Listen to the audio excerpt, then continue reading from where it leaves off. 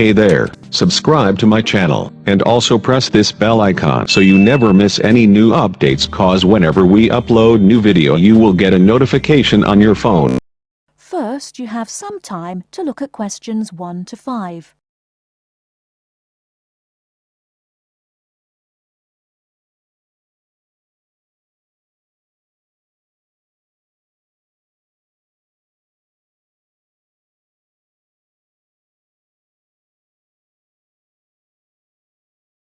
Now we shall begin. You should answer the questions as you listen, because you will not hear the recording a second time. Listen carefully and answer questions 1 to 5. Kingsbury College, can I help you? Oh, hello. I'm ringing to find out about one of your courses.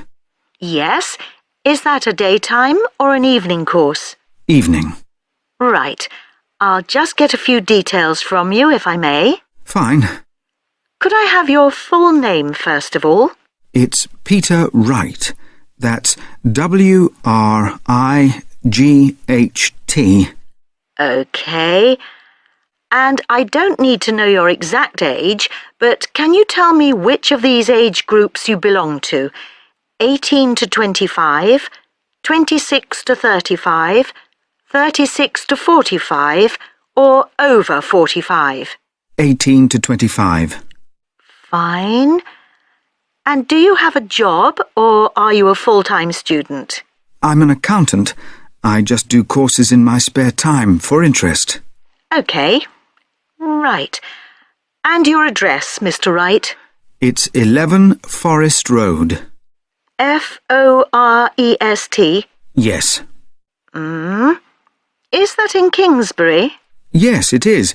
I'm just down the road here. And do you have a phone number? It's 992-471. That's my home number. I haven't got a work number. That's fine. We probably won't need it. Before you hear the rest of the conversation, you have some time to look at questions 6 to 10.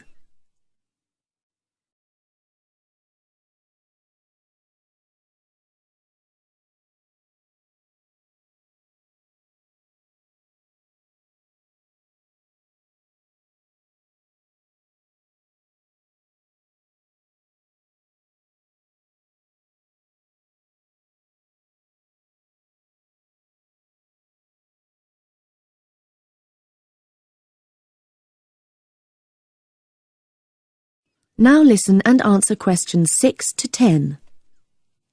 Now, you want to register for a course. Yes, cookery. Do you happen to know the exact title of the course? We've got Thai cookery on Wednesdays, or Mexican cookery on Fridays, or... Mexican. I'd like to do both, but I'm busy on Wednesdays. OK. Well, you can always do the other one next term, I suppose. Now, do you know when it begins? Is it the 26th of March? That's right. And it's £45 in total. That's including the ingredients. How would you like to pay? Card? Cash? Can I send a cheque? You can, yes, as long as it arrives at least 1 week before the start of the course. OK. And I'll just give you a reference number, if you could make a note of it and write it on the back. Yes? It's CZ943. Yes, got that. Good. Well, there's just one last question. Do you have any special requirements that I should make a note of? Yes, there is one thing. I use a wheelchair. Right, so you need to have access for that. OK. Don't worry, your room is on the ground floor, and I'll make sure there are no steps involved. We can always put a ramp in. Thanks. So, we look forward to seeing you on the 26th of March.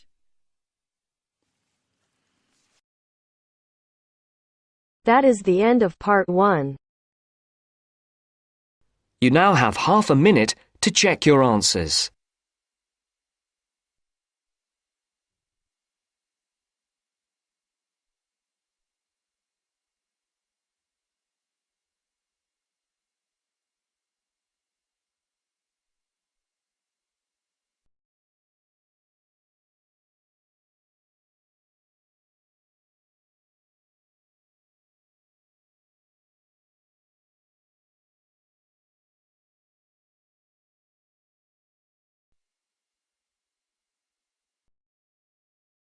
Now turns to Part 2.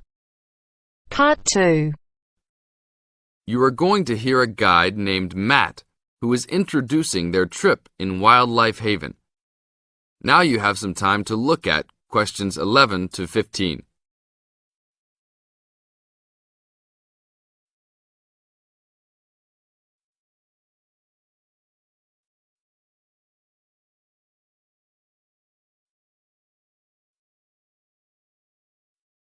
Now listen to the first part of the introduction carefully and answer questions 11 to 15. Well, good morning, everybody. My name's Matt, and I'm one of the 3 guides here at Wildlife Haven. Our job is to make sure that you all have a great time here with us and go home feeling happy and relaxed. As you can see, we're away from the city in a remote area between a national park and the sea. To encourage you to relax, there are no radios or TVs, and the only phones and newspapers are in the office. So, if peace and quiet is what you've come for, this is the place to be. From your cabin on the hill, you'll find you have the national park behind you, and you can look out from the sea from your front balcony. Your luggage will be unloaded from the bus and taken to your rooms in a few minutes. Once you have picked up your key at reception, please locate your room and check that all your luggage has arrived. The daily program here at Wildlife Haven is flexible and only as demanding as you want it to be. You should each have a brochure setting out the facilities and various walking tracks you can take. And on the bus, you are given a green sheet setting out a number of group tours in the coming week. If you want to join any tour, just write your name and room number on the relevant sheet along the wall here. Tomorrow, there is a Beachcombers and Rock Hoppers tour exploring marine life in the rock pools along the beach. Or, if you'd prefer to go inland, there's a guided forest walk that takes you off the walking tracks. If you want to catch some lunch, you could join the beach fishing expedition. And at night, you'll see there is a moonlight forest walk that leaves each night at 7 p.m. So there is plenty to choose from at Wildlife Haven, and of course, that includes just sitting on your balcony watching the waves roll in.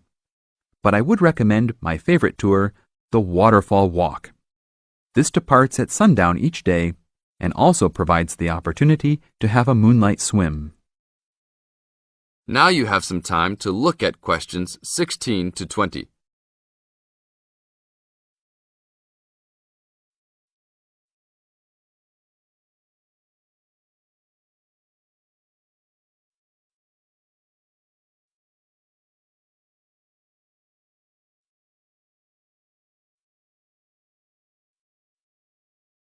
In the second part of the introduction, you are going to get some advice from Matt. Listen carefully and answer questions 16 to 20. You've chosen to visit us in January, which is one of our hotter months. And although you may be tempted to wear a minimum of clothing, you should always take precautions against injury, particularly in the national park. This includes sensible footwear. You'd be surprised how many of our guests ignore this advice and end up being sorry. And socks are a good idea too. And even though you might be under trees a lot of the time, it's a good idea to wear a hat in this hot climate. There's no need to be too concerned about walking in the national park, provided you use common sense. It's true that there are poisonous spiders in the park, but they are really more frightened of you than you are likely to be of them. I should also warn you against eating any wild berries. Some are edible, but you should avoid them all. We'll provide all the food you can eat. Well, that's about all for now. Dinner is from 6 to 8 p.m. in this building.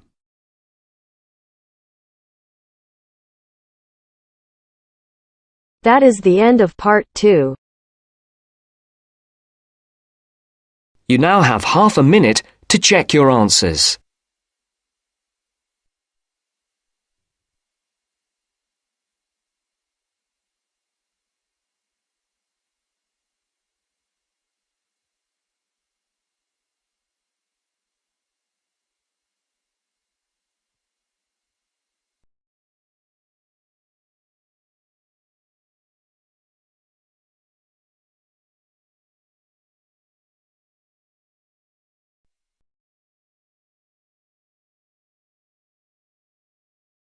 Now turns to part 3. Part 3. You'll hear two university students discussing a social science lecture they attended. First, you have some time to look at questions 21 to 24.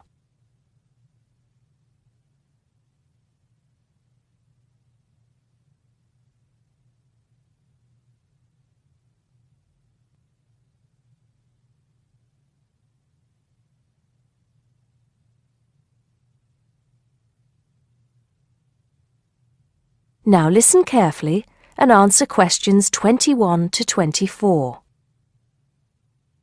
Did you go to the first social science lecture yesterday? Yeah. Didn't you see me there? No. I was trying so hard to understand the lecturer. What didn't you understand? A lot of it, really. For example, he said we needed to study history as part of the course, but I didn't get why. You probably missed it. He said early on that we need to learn from our past mistakes. Right. But he also said we need to put ourselves in the place of our ancestors. Why is that? I think the point is that it's not enough to know how they lived and what they did. We need to know what they thought. I see. And I've written transferable skills in my notes next, but I have no idea what that means. If you study social science, you learn skills that you can use in a job. Oh, right. Is that all? Okay, but why is that? The point he made was that in studying social science, you use a flexible and adaptable approach to learning. Before you hear the rest of the conversation, you have some time to look at questions 25 to 30.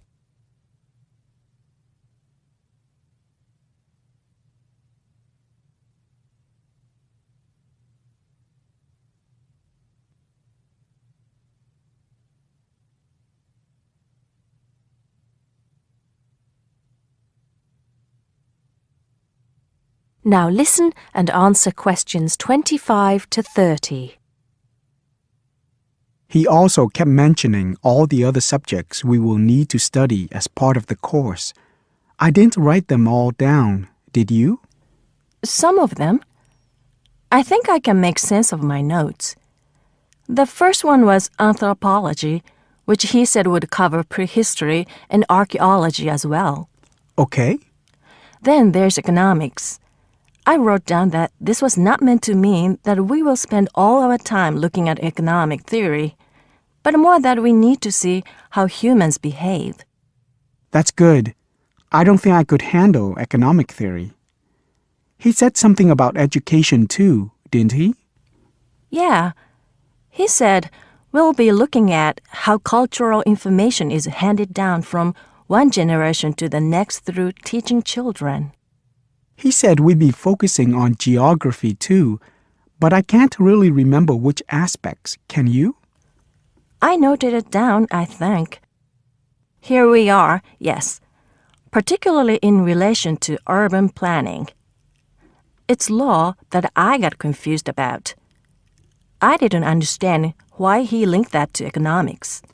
I think he meant that laws affect the way wealth is distributed. That makes sense. Now, what are the science wars? Okay, I did get that. The science wars are about how social science collects information. In sociology and social work, and in social science generally, they can only study patterns of behavior and observe. If you compare that to the way scientists work in physics or chemistry, it's very different because they use specific experiments that can be tested and which give concrete answers. Social studies is often accused of being unscientific. That's all. Okay. But it still looks like a good course, doesn't it? You don't have any regrets, do you? None at all. I'm looking forward to it.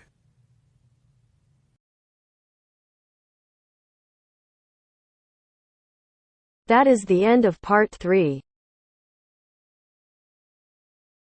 You now have half a minute to check your answers.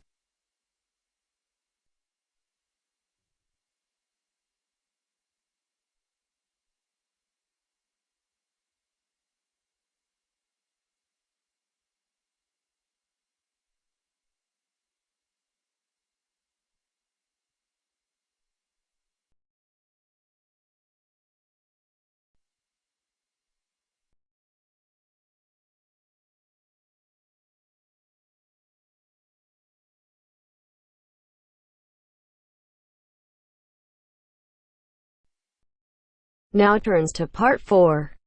Part 4. In this section, you'll hear a lecture on coral reef. First, you have some time to read questions 31 to 40.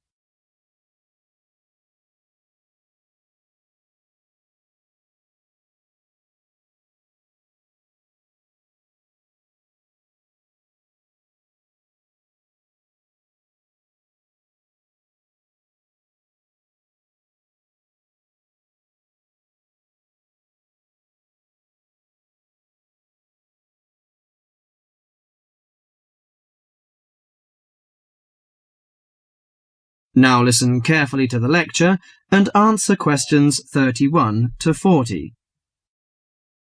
Do you fancy diving in the wonderful world of coral reefs, green sponges, colourful fish and red crabs? It is a rich garden beneath the waves. But how much do you know about the corals? Are they animals or plants? What are the threats to coral reefs? Today, Mr. Tim Harford, Executive Director of the Coral Reef Alliance, is going to introduce the facts about coral reefs. Good afternoon, everyone. Coral reefs are one of nature's most magnificent creations. It is filled with thousands of unique and valuable plants and animals. Over 1/4 of all marine species depend on healthy coral reefs. Humans also depend on coral reefs. These marine ecosystems are the primary source of food and income for millions of people, a vast repository of valuable chemical compounds and medicines, and a natural wave barrier that protect beaches and coastlines from waves and storms. Coral is actually the exoskeletons of coral polyps. Made from limestone, these skeletons build up over time, forming the reef. New corals are born each April. At a certain hour, on a certain night, mature corals suddenly release clouds of eggs and sperm into the sea. After the fertilized eggs take root on the seafloor, they can grow up to 15 centimeters per year. Coral reefs are present in the waters of over 100 countries. These are warm, 18 to 29 degrees centigrade, shallow, sunny regions primarily between the tropics of Cancer and Capricorn.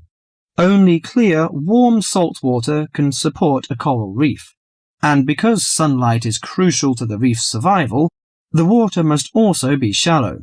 The algae that grow on coral provide much of the coral's food. In deeper water, algae cannot get the sunlight they need to grow. Most coral reefs are in the tropics because natural conditions there are perfect. In their modern form, coral reefs have thrived on Earth for over 50 million years. In recent years, however, more than 11% of the world's reefs have been lost, with another 16% severely damaged during the El Niño event in 1998. Up to 32% of coral reefs may be destroyed by human activities in the next 30 years if we do not take action now. Corals and coral reefs are extremely sensitive. Slight changes in the reef environment may have detrimental effects on the health of entire coral colonies. These changes may be due to a variety of factors. One of the greatest threats to coral reefs is human expansion or development. As human population increases, so does the harvest of resources from the sea. Due to overfishing, reef fish populations have been greatly decreased in some areas of the world. The removal of large numbers of reef fish has caused the coral reef ecosystems to become unbalanced. As we know, corals are also very popular as decorations. A large amount of the most healthy corals are selected by commercial collectors. They sell the corals to souvenir shops, where a large number of tourists wait to purchase them as decorations or souvenirs. Coral reefs also receive much damage from both commercial and private vessels. The leakage of fuels into the water and the occurrence of spills by large tankers are extremely damaging to local corals. Although much of the coral reef's degradation is directly blamed on human impact, there are several natural disturbances which cause significant damage to coral reefs. The most recognized of these events are hurricanes or typhoons, which bring powerful waves to the tropics. These storm waves cause large corals to break apart and scatter fragments about the reefs. Home to a diverse community of creatures, coral reefs are underwater treasure chests of colour and activity. Predators and prey swim and crawl among the coral in nature's never-ending dance of life and death. This lively, fascinating world beneath the waves is just waiting to be explored. That is the end of part 4. You now have half a minute to check your answers.